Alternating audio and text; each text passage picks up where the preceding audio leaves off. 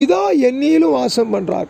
அவர் சொல்கிறார், நான் தந்தைக்குள்ளும் தந்தை எனக்குள்ளும் இருப்பதை நீ நம்பவில்லையா பிலிப்புவே என்று சொல்லி பிலிப்புவை பார்த்து கேட்கிறார். அடுத்ததாக அவர் சொல்கிறார், நான் உங்களுக்கு கூறிய சொற்களை நானாக கூறவில்லை, என்னுள் இருந்து கொண்டு செயல்படுபவர் தந்தையே அதை உங்களுக்கு தெரிவித்தார், அறிவித்தார், புரிய வைத்தார், அதை சொல்லி கொடுத்தார் என்று சொல்லி பிலிப்புவை பார்த்து தெளிவாக ஆண்டவர் சொல்லுகிறார். நீங்களும் நானும் எதை புரிந்து கொள்ள வேண்டும் என்று சொன்னால், என் நாமத்தினாலே நீங்கள் எதை கேட்டாலும் அதை நான் செய்வேன் என்று சொன்னாரே. எப்படி இயேசு செய்கிறார் என்று சொன்னால், பிதாவுக்குள்ளே இயேசு இருக்கிறார். இயேசு பிதாவை அவருக்குள்ளே வைத்தார்.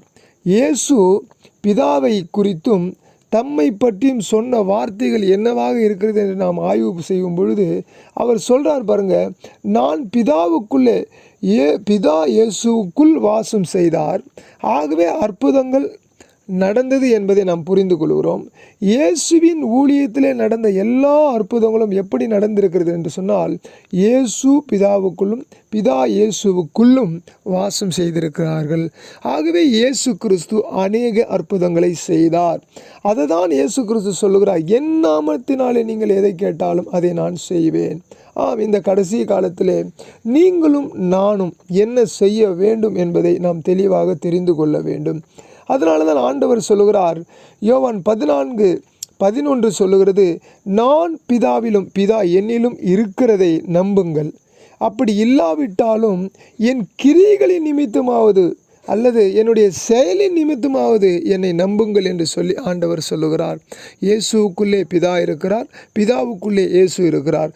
இருவரும் ஒருவராக இருந்து கொண்டு இந்த கிரியைகளை செய்கிறார்கள் என்று சொல்லி சீஷர்களுக்கு இயேசு கிறிஸ்து தன்னுடைய அறிவுறுத்தலை கொடுக்கிறார். யோவான் 14:12 சொல்லுகிறது, மெய்யாகவே மெய்யாகவே நான் உங்களுக்கு சொல்லுகிறேன், நான் என் பிதாவின் இடத்திற்கு போகிறபடியினால் என்னை விசுவாசிக்கிறவன் நான் செய்கிற கிரியைகளை தானும் செய்வான், இவைகளை பார்க்கிலும் பெரிய கிரியைகளை செய்வான், பெரிய காரியங்களை செய்வான், பெரிய செயல்களை செய்வான். எப்படி என்று சொன்னால், இவைகளை பார்க்கிலும் என்னை விசுவாசிக்கிறவன் இவைகளை பார்க்கலாம் செய்வான். அப்போ விசுவாசிக்கிறவன் எப்படிப்பட்டவனாக இருக்க வேண்டும் என்று சொன்னால், அவன் 3 விதமான காரியங்களை தனக்குள்ளே வைத்திருக்க வேண்டும்.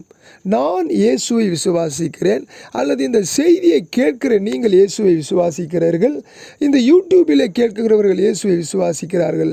ஆனால் இயேசுவை விசுவாசிக்கிற